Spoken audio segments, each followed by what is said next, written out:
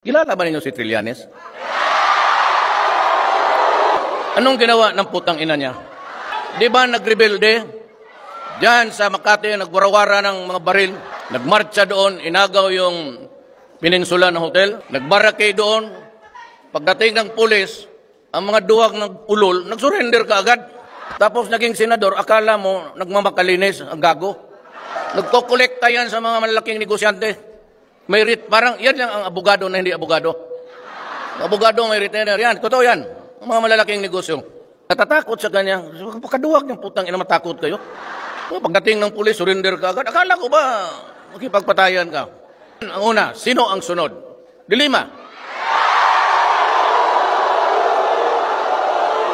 Gusto ako ipatanggal. Anong ginawa? Yan ang tragedy, sabi nga nila. The tragedy is, siya yung Secretary of Justice. Hawak niya yung prisuhan. Siya mismo went into trafficking. No bail yan. Kaya sige sulat, sige mura sa akin. Ayaw pang admitahin.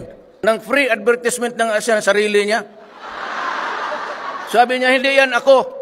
Pero yung aso na palakad-lakad doon sa tabi ng kama, yung aso niya, yung dala-dala niya kung magpunta siya sa labas.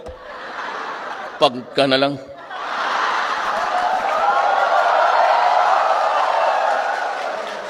Alam mo, hinahanap ko talaga. Wala akong nakita sa Pilipinas. Hinahanap ko yung babae na napakakapal ang muka. Siya lang.